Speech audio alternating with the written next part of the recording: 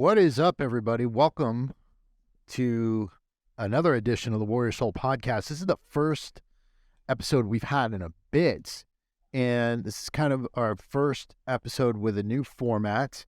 My name is Chris Albert Palmatessa. I am here with Albert Carrasco and Ricky, who's over in the background. Albert, say what's up, man. Hey, what's up, everybody? Happy to be back.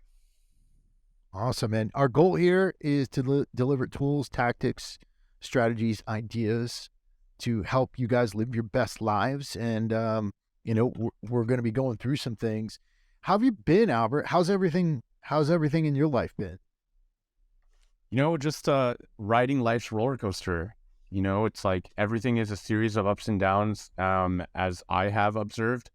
And I've just been practicing awareness and seeing like, okay, what's happening right now? What can I do? And just learning to adapt. Well, shit. But, yeah, so there's been a lot of stuff that's happened, I guess, since the last time we've been on. I just got back from an international trip. I spent 3 days in England and then 4 days in Amsterdam by myself. So I went for a work trip. I was with people in England. Part of the time I was in the Netherlands. I was visiting distributors and things like that. But the rest of the time I was in Amsterdam by myself. And Amsterdam's kind of, if you guys haven't been there before, it's got kind of this Sodom and Gomorrah kind of thing going on where prostitution's legal there. Most drugs are legal. Like you can actually get in convenience stores, you can get THC and you can get psilocybin in convenience stores, like just right there. And none of that's ever been a problem for me. I've got an awesome woman. I friggin', I don't have any desire for the prostitutes or anything like that. No judging anybody who does, but it's just not my thing. But the challenge for me being there was kind of just being by myself. And I have a good friend named Michael Curlin. He has a great podcast. It's called Be Better with Michael Curlin. He runs an awesome company. And he said, one of the great challenges of being a man is being able to have dinner with yourself and nobody else being there and you being fine with it. And that's always been a challenge for me. Like if I don't have somebody to talk to, if I don't have my woman around, if I don't have, a friend around or anything like that, I go deep into the dark centers of my brain and I start thinking about shit that I don't really want to think about. But, one of the things that came up for me while I was there was that, well, maybe I should think about why I'm uncomfortable with that. And maybe I should be more comfortable with thinking about those things, and kind of facing them rather than running away from them all the time. And so I had a good bit of enlightenment there. Does that vibe with you at all, Albert? Yeah, I do. And I've definitely had my fair share of experiences in practicing that. But I want you to finish for sure. Well, yeah, man. I like, it's always like when I get into one of those situations, yeah, I start to think about my life, and when you have nobody to like be there to like, I guess the word is validate you, like validate your existence. Like, I was around a bunch of European people who frankly didn't care if I was there or if I wasn't there, and aside from the prostitutes waving to me and trying to get me to look at their wares and things like that, like nobody really acknowledged my existence at all the whole time I was there. And it was more like, just dealing with that voice in my head that keeps saying, well, nobody fucking gives a fuck about you, and nobody cares whether you're here or whether you're not. You haven't done, and then it goes into like, you haven't done much in this life at all. You don't deserve anything. You don't deserve, why is your girlfriend even with you? Why has she been with you for 10 years? And it'll keep going down that path. And, my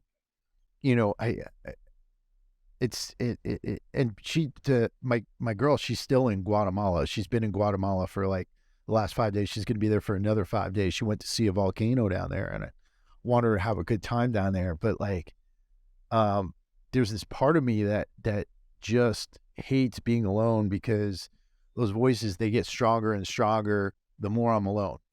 Even now I'm like, I'm kind of like I put off work for now so I don't have to go home. And I'm like, I'm at the office, and that's what happens to me in general. Like, I don't like being home alone. I have issues with it, and it sucks. Yeah, okay, so I'll definitely chime in on some things because I feel like for me, it's been the last 3 or so years that I had some like very harsh reality checks, right?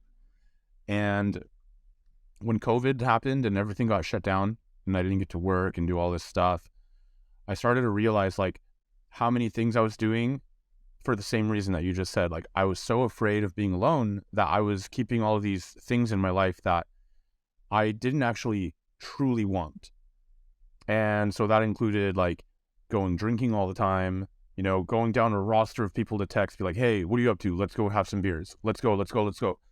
And then, like sometimes friends wouldn't have money and I would be like, I don't care, I'll pay, because I just wanted someone to be with me.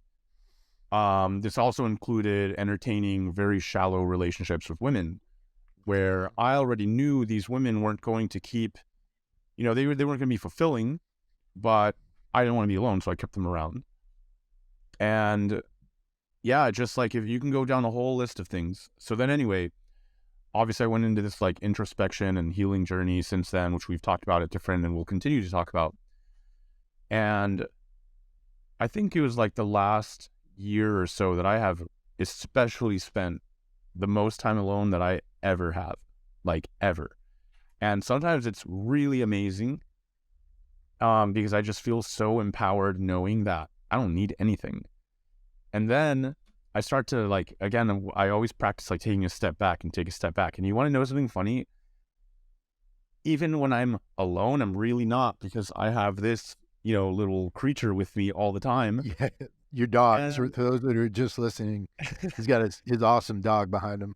oh yeah, that's right. Not everyone's going to see her, but it's like, you know what I mean? Like if I want to tell myself the story that I'm alone, then I'm also not even valuing the fact that I have my dog, who to her, I'm her literally everything she wants. Like she doesn't even care that like she gets the same food every day, or that I'm like, if I go, let's say, do something for a few hours and they come back, she's just happy to see me.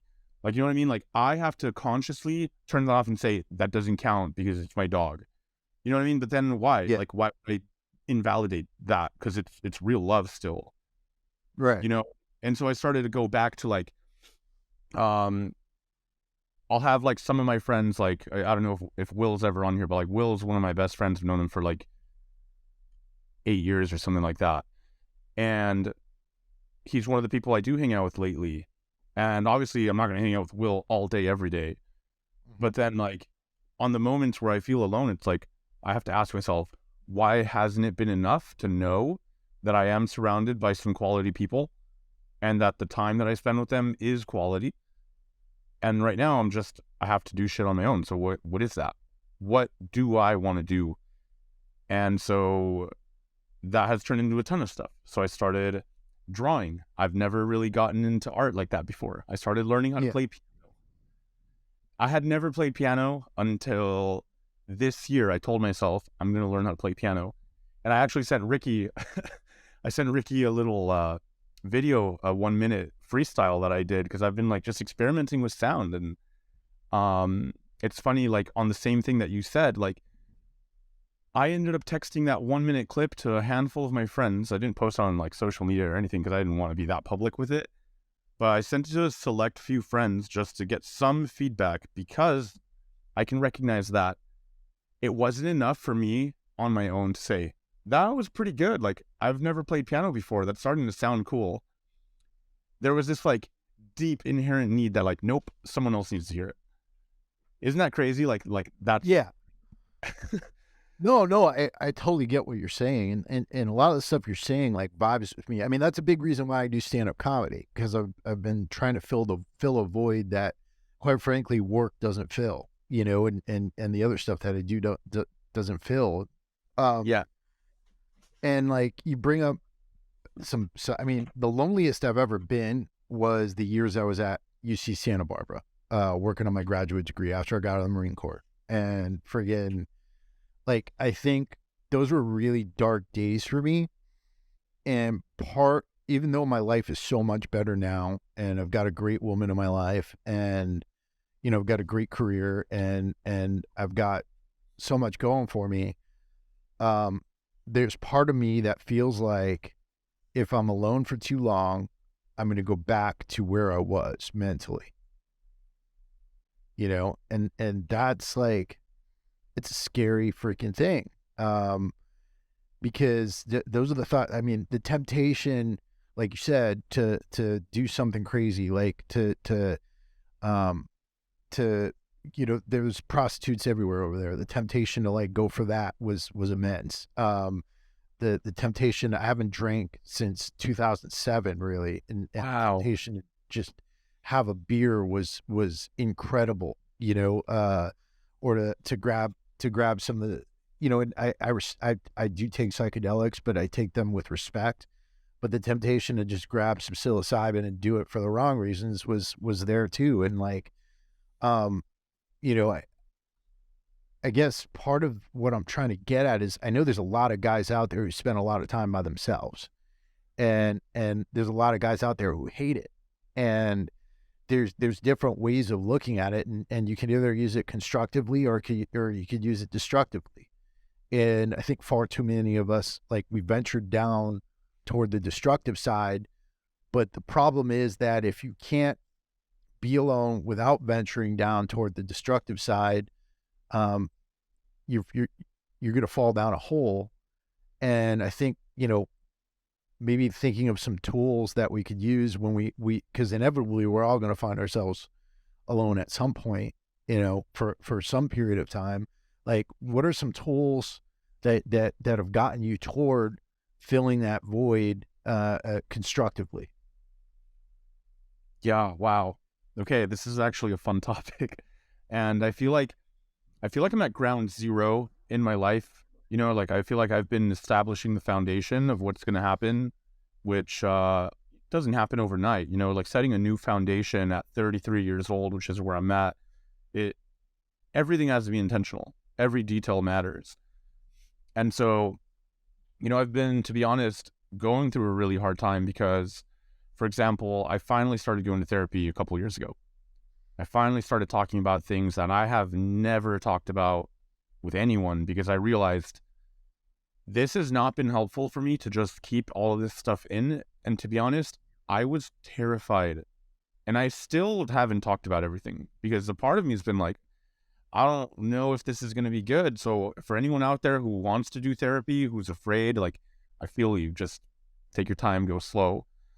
But anyway, I ended up being diagnosed with complex PTSD. And for anybody listening, the difference between that and normal PTSD is that PTSD tends to be one incident of trauma that people usually get like really triggered. Maybe they can relive that incident. They have nightmares about the one incident, whatever. Complex PTSD is when you have a whole window of time and a bunch of things happen in that window of time. And I was also diagnosed with major depressive disorder. And let me say that, like, depression or feeling depressed is such a diluted term.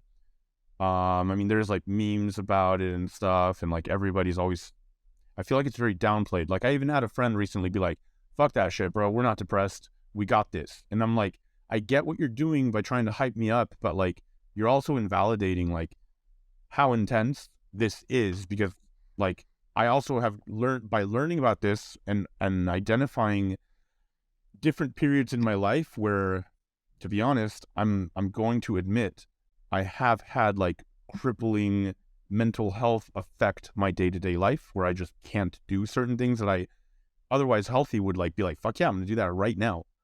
Mhm. What's stopping me? Well, literally I'm being crippled by this situation going on in my brain that I didn't even know about at the time.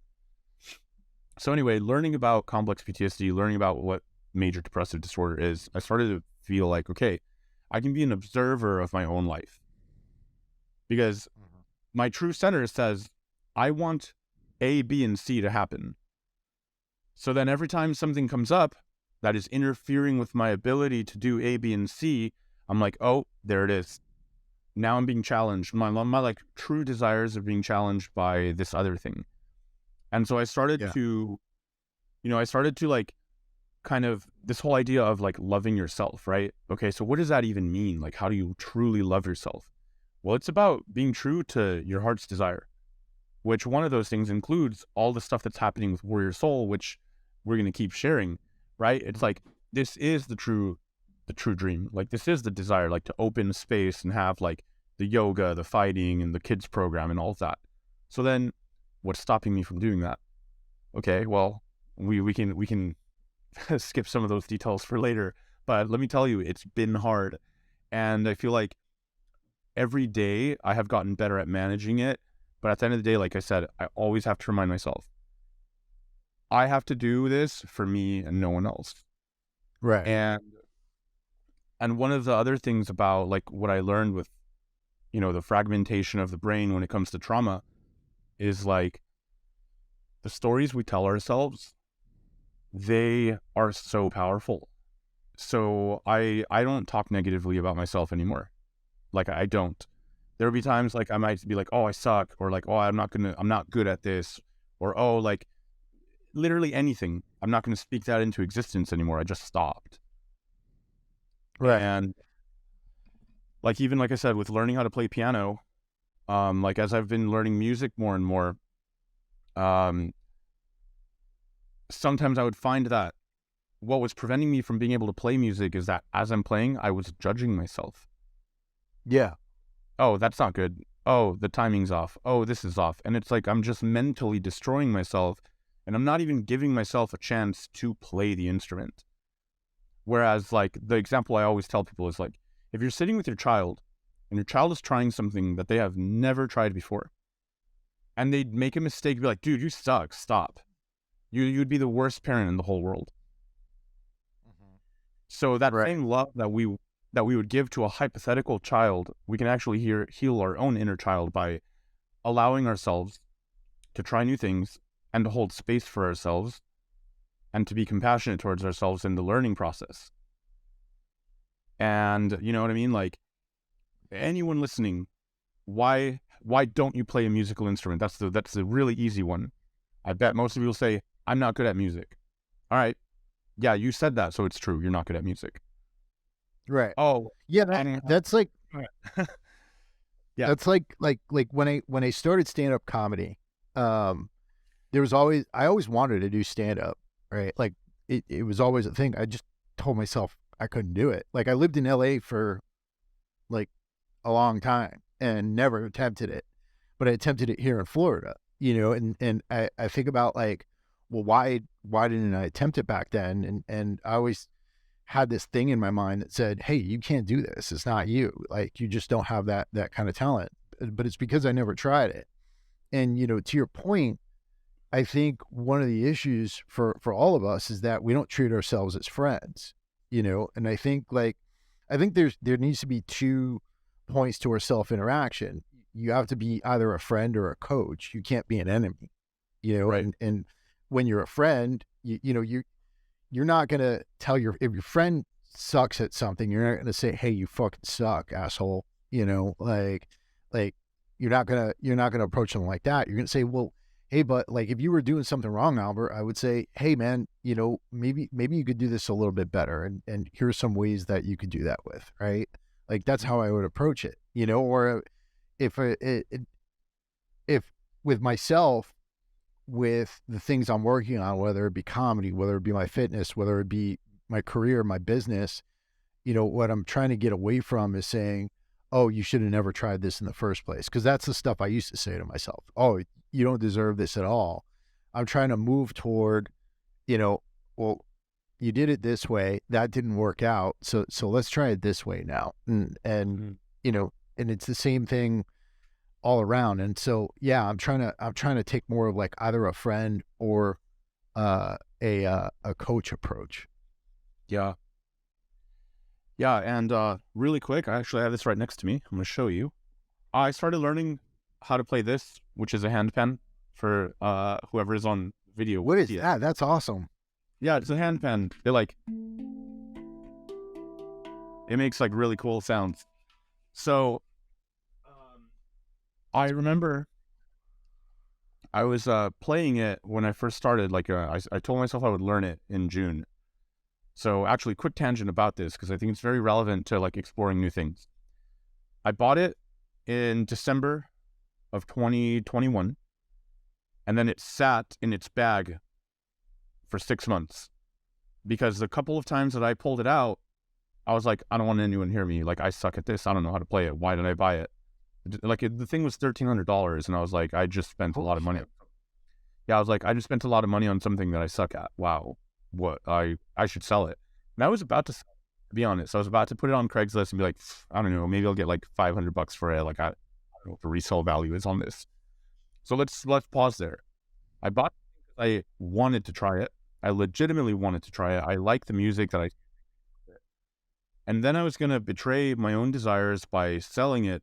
I told myself that I wasn't good at it, and I didn't want anyone to hear me, and I didn't even really try. You know what I mean? So I thought that was funny. And then I decided, no, it's about to be June 1st. I'm going to play every day for at least 10 minutes and see what happens. And I just kept playing and I kept playing and I kept playing. And like, I mean, actually, maybe this will be a fun demo, but like in the beginning, I literally was like, okay, you know, and I was like, everything is so confusing. And then now it's like, you know, I can like just make random little beats now, and I'm not going to play any more than that for now.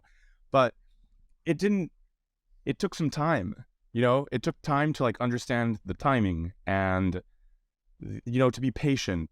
And one of the crazy things is like, I do use cannabis.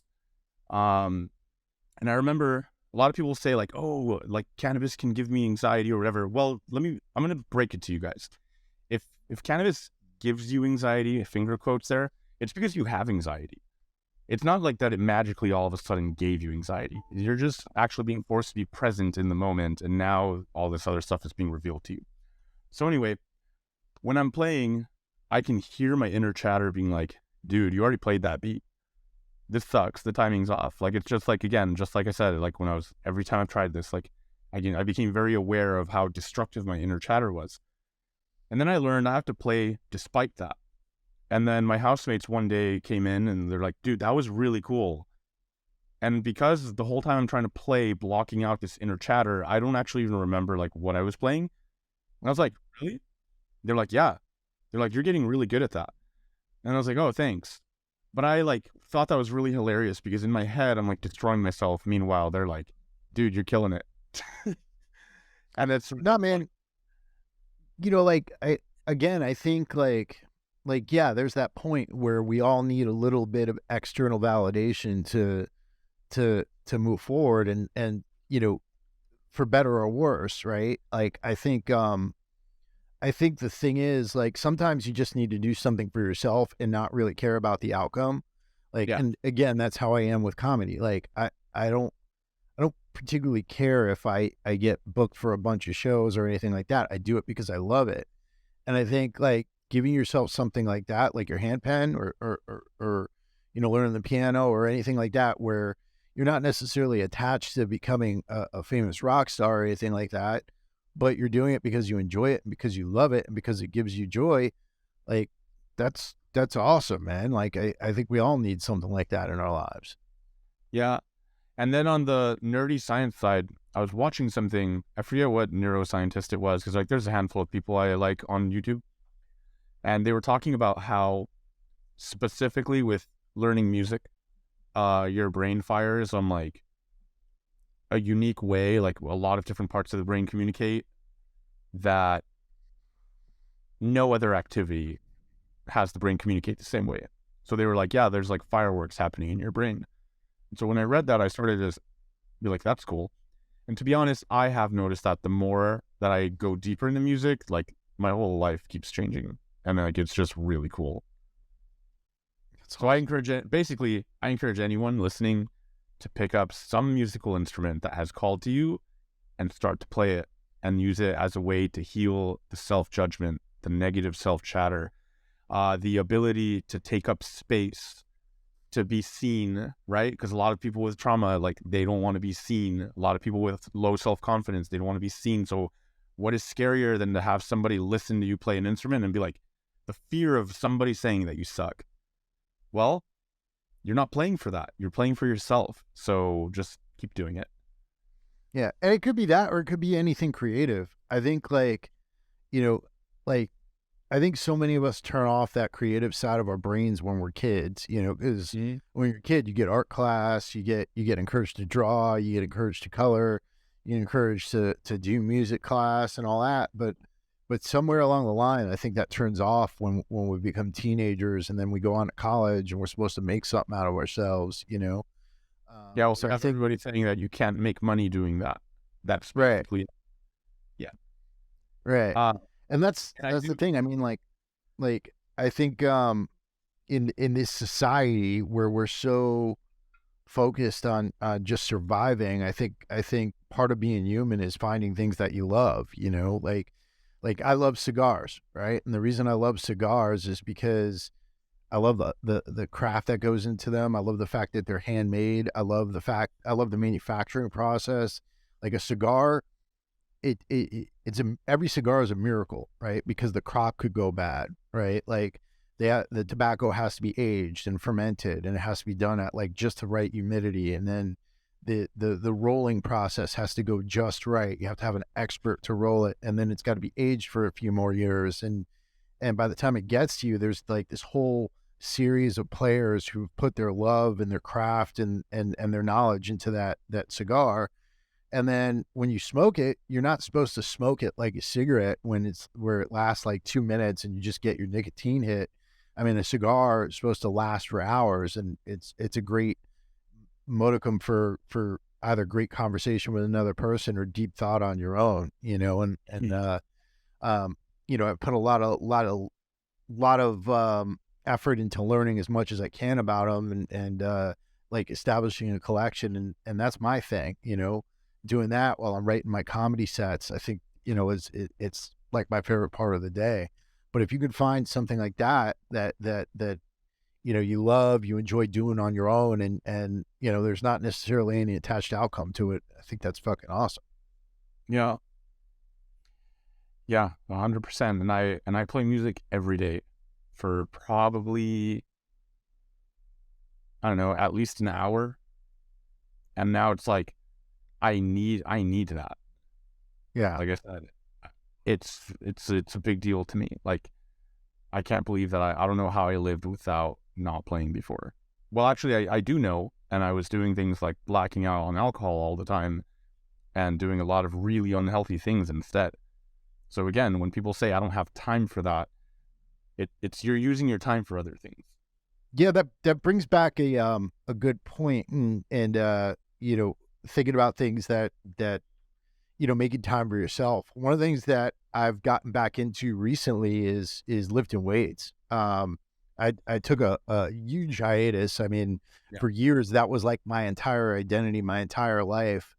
And a few weeks ago, I moved to my new place, which is down the road from kind of a private gym in my jujitsu studio that I go to, and I decided I wanted to bring it back into my life, and you know, I've been every morning at 6 a.m. I hit the gym for a couple hours, and I've been getting back into it and kind of getting my love for it back, which I think kind of went away. I never left fitness. I've been running, I've been doing jiu-jitsu, I've been doing calisthenics, but this is really my first time picking up a barbell in a couple of years. Yeah. So it's so funny because we haven't talked about this, but I started to really dial in everything very recently too, because I was lifting kind of the last couple of years, but not how I used to. Mhm. Because I think you might remember, but I had a minor pec tear, Yeah. and that's actually how I discovered combat training. So I started doing kickboxing and boxing, and I always thought I was only doing that while my pec got better, and then I ended up liking it more than I liked lifting weights. So I prioritized my fight training, and then I was kind of just lifting for fun. But just like you said, 6 a.m. lately, I wake up, I go lift, and it's been so amazing. And it's like right now I'm like bridging the two of like how I used to lift and my fight training. And I'm like, dude, let's go, let's go. Like I want to be a machine. Let's do this. Yeah, that's my thing too, man. I'm turning 44 next month, so I'm Yeah. like, I mean, I feel like I look good. I've always been lean. Like I've never had a problem having abs or anything like that. But I just I wanna feel better, feel not even necessarily about how I look, but about my performance and about, being able to be strong and about being able to be physically capable, into I'm only 6 years away from being 50 years old. So I'm like, I feel like I've only got to turn it up, I think, a lot of guys my age, they kind of just drop it. They let it go. Their wives tell them, "Hey, something my girl said to me. She's like, "Hey, if you don't want to keep doing this, you don't have to. I'm okay if you let it go." And I was like, "No, no, that there's a trap there. You can't do that.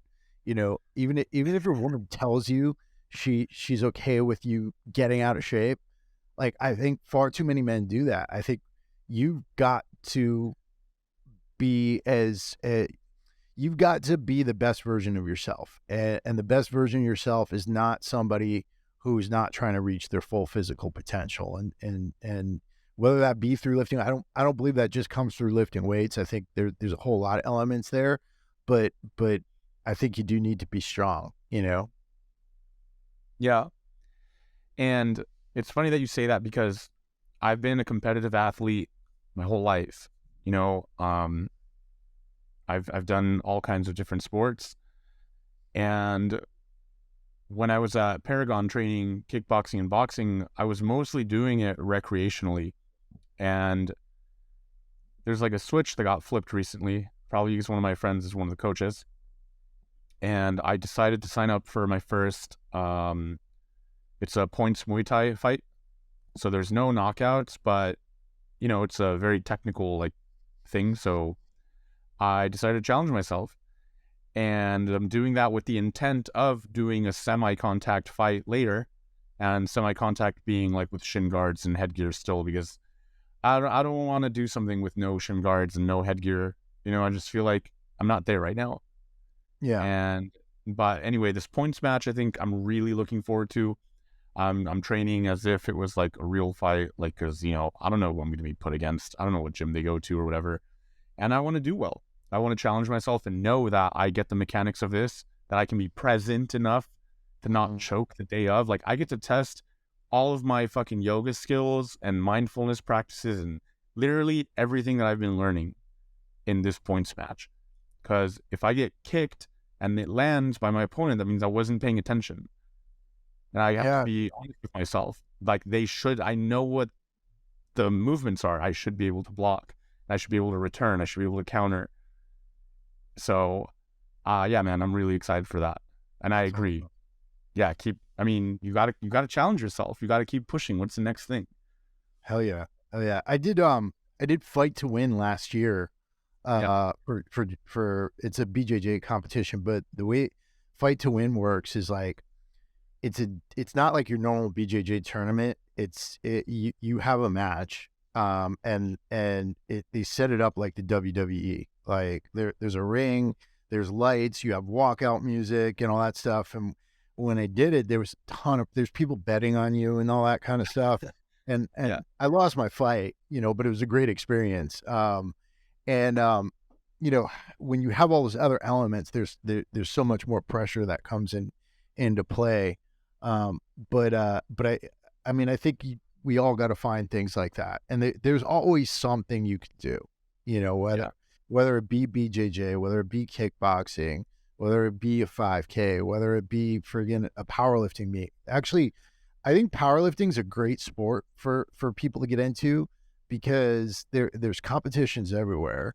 Mhm. It's it, it you, you have to train a little bit to get into it, but once you know the 3 movements and you can start training, like it's a sport you could do for a long time because it's actually low impact. I mean, you could get injured very easily if you're going too crazy, but that was my first sport that I'd ever competed in. My first meet was when I was 12, and I fell in love with it so much, and I'd been doing that for most of my life, all the way up to a few years ago when I put it down. And I think my issue, though, and why I left bodybuilding and powerlifting was because it just comprised too much of my identity. I couldn't see myself outside of that, right? Like I couldn't see myself in other professions because it was my job. I was training people.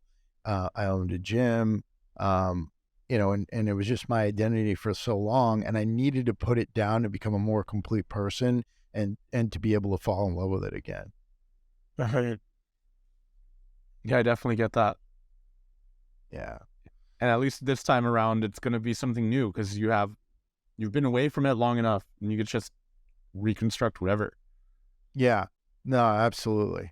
Absolutely. I mean, it was to the point for a while where I couldn't even watch a video of someone lifting weights. Like it just, the whole culture around it was bothering me. And like, there's a lot of like, and I think the way the internet is these days, like there's a culture that surrounds everything and you can get sick of anything very easily, like, and I was sick of like the whole Gymshark, like friggin', I hate to like call out that brand or anything like that, but like the whole, like, I'm going to go to the gym with my swole mate and friggin', eat a bunch of protein and all that kind of stuff. And I was just so sick of it. And yeah, I needed to take some time off. Yeah, I definitely feel that. I think like for me on that topic, like lately is in the age that we live in, we're always going to be surrounded by a lot of stimulus and we just have to be able to shut the noise out, just like at the end of the day, most of that stuff out there doesn't affect my life. Like, and by most of it, I mean 99%. 99% of anything out there is not affecting my day-to-day life. And so I try not to pay attention to it. I try to just focus on like, what do I got to do? And, the more that I do, the less that matters. Like play music, train, eat for performance, all those things. And I don't even watch the news. And I don't know that that's going to be a fun one to say out loud, but I'm not kidding you. When we pulled out of Afghanistan, I think that triggered me so much. I was so angry, and we won't get into that right now. But I was like, fuck this. The news isn't helpful to me. And I removed the news tab on my, how you scroll to far left on your iPhone, there's the news. I just removed it. And then if like I had friends on social media who overpost like too many political things, I like unfollowed their story. I didn't unfollow them, but like you can hide someone's story just because I'm like, dude, the sensationalist media is not good for my mental health. Like I have other things to focus on. I don't want to know about the like fear mongering and like all this other stuff or like how many people get screwed over by this thing that happened. And I'm just like, I just can't do it. Like I don't have the space for it.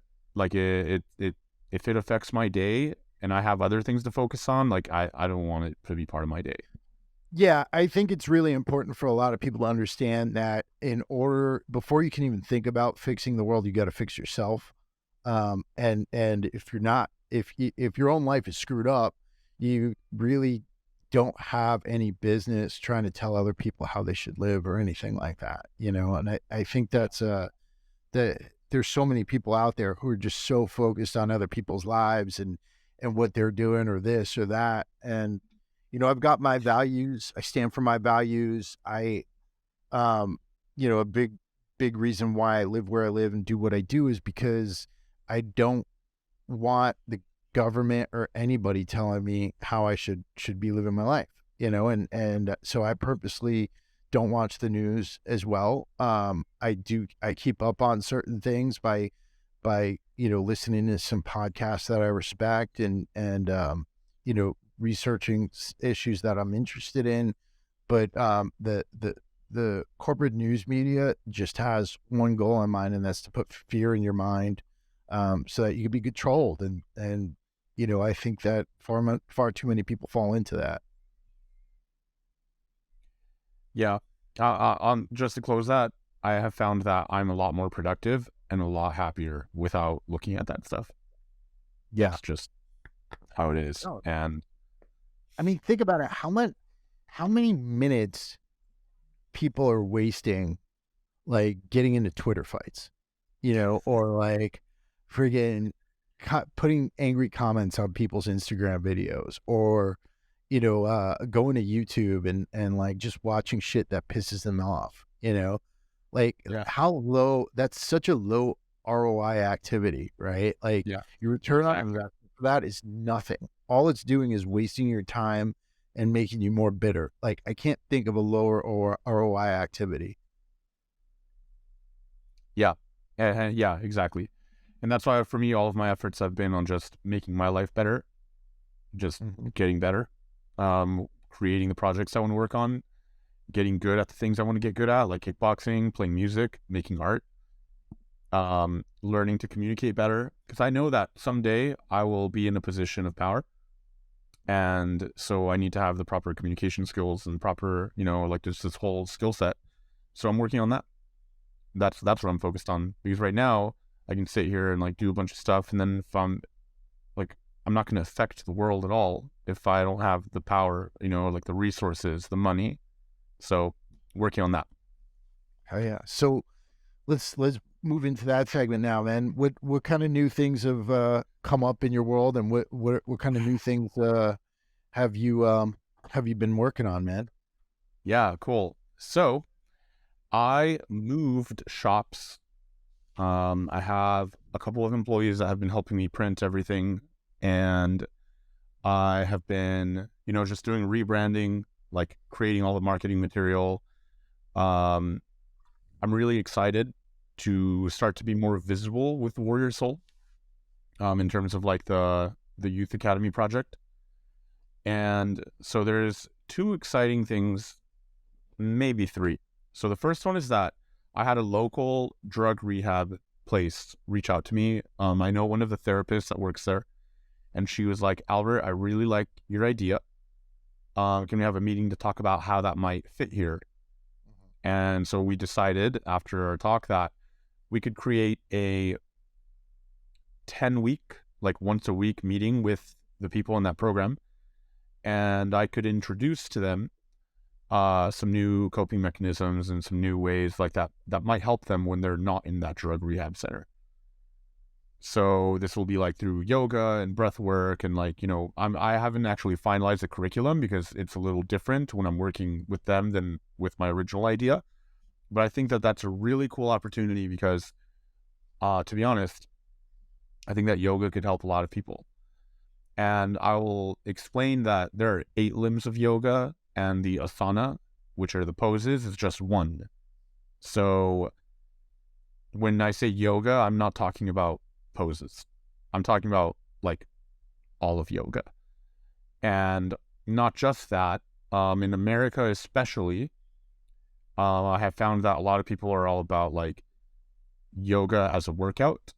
And while yoga, sure, can be a workout because it's a physical activity to do the poses, it is actually all about presence and, like being like completely in your own body. And there's just like much more spiritual components to it.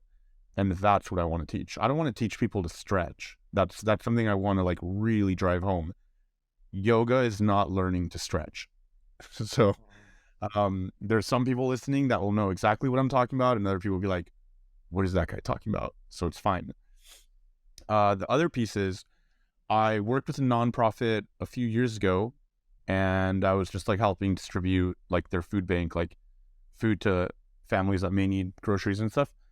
And the lady who runs it reached out to me and said, hey, are you still working on this youth program idea you talked about before? And I was like, yes. And so we're right now trying to figure out how I can work out of their space because they have like a gym area. They have weights, they have like punching bags and stuff, and they have youth that go there, but they don't have anything like an instructor. They don't have structure at all. So right now we're in the process of figuring out how that works. And then the last piece is I have a meeting with my gym that I train at to see what type of like cross promo or overlap we can do and maybe work with some kids out of there. So I'm just excited because, like I said, it's like everything that I've been doing the last couple of years is like slowly coming together right now. And I'm just ready to run with it because I really believe in this. You know, if yoga and fighting have helped me transform my life and I have, you know, PTSD and depression, it can help people with less severe issues. Yeah. And the Or again, more like, severe issues too. or more severe, yeah. It can help people, period. I know it Yeah. can. That's cool, man. That's cool. So that's Well, my updates for now. that's awesome to see you working on that. I've known you since you came up with the idea, so that's pretty awesome, man. I'm proud of you, and I'm proud to be a part of that here at Warrior Soul too, man. I think it's going to be amazing. I've been focusing on a few different things. One, my real estate portfolio. We've purchased a couple of properties here in Florida. I've finally got all my units rented out. And this is a big thing I eventually want to cover for our audience is like, it's a big deal for me because 10 years ago, I was living out of my car, right? Like had nothing. 4 years ago, I mean, I've had money, I've been broke. I've had money, I've been broke. 4 years ago, I was broke again. Like I had nothing when I moved out here to Florida, friggin', and I got a chance and I've been out here, running this other company, a manufacturing company, which I'm very proud of because it's an American manufacturing company. But when I moved out here, I bought a property on the VA loan, and for you veterans out there, that's a tool you guys all have to you. And I'll talk about this in more detail on another episode sometime. But I was able to purchase a house, no money down, lived there while renting out spaces in the house. So basically, had made it so that I had no living expense, stacked up money, and then bought a triplex on top of that. And so I bought two properties within the last 3 years. I've finally got most of the units rented out. I'm living in one of them with my girlfriend. And that's a big process. Like, I think I want to educate everybody on at some point so that people can move toward finding financial freedom. And that is, something called house hacking. They talk a lot about this. I'm by no means a real estate expert, but they talk a lot about this a lot on a podcast called the Bigger Pockets podcast. You guys should definitely check that podcast out. But essentially what I did was, bought a house, lived in it, rented out pieces of it so that the rents would pay off the mortgage.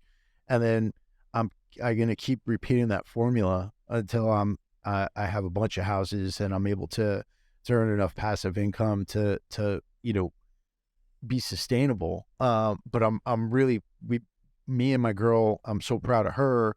We've put so much work into this, and we finally got these units online after putting a bunch of effort into rehab, a bunch of effort into the planning, marketing the units, and that kind of stuff. So that's been great.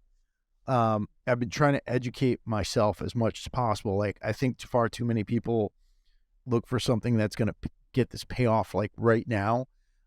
You've got to, if you're going to go into something like real estate or you're going to invest your money, there's a lot of charlatans out there.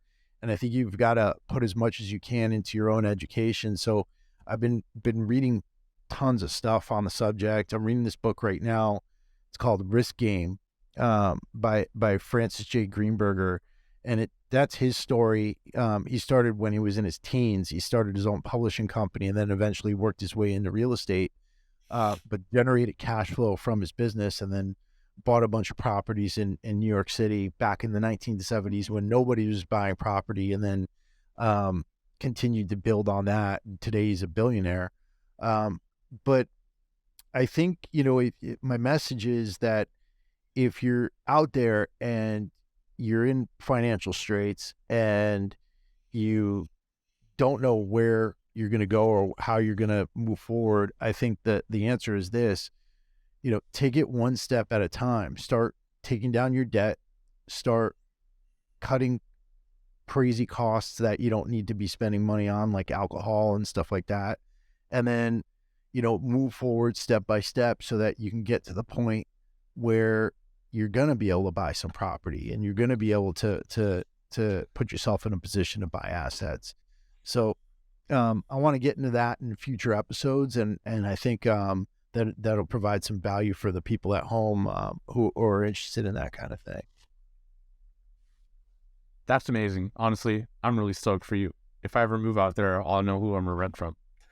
Yeah, dude. Yeah, I mean, like, and that's the thing, like, I people. Here's the deal, like, rents are going to continue to go up, right? Like, it's a fact of life here in the States, and I think at some point you got to think to yourself, am I going to keep paying somebody else, or am I going to start paying myself? And that's the thing. When you're paying a mortgage, it's basically a long-term savings account. So Yeah. that's something I really want to educate people on. Yeah, and actually, I was kidding because one, I'm not going to move out there, but two, I'm glad that you already worked through this process because I definitely will pick your brain about it in the future. Hell yeah. Because I would love to buy a house with my own VA loan at some point. So, we cool. Yeah, dude. Yeah, it's out there for everybody, man. It's out there. But beyond that, man, I'm stoked to be back here in the States. The trip, like I said, to the UK and Amsterdam was a little bit heavy for me. It was a work trip, but I'm really happy to be back here. I can't wait till my girl comes back from Guatemala. She's out there right now looking at volcanoes, and that's about all I got for this week. Cool. Yeah, I mean, I got nothing. Cool. Nothing else.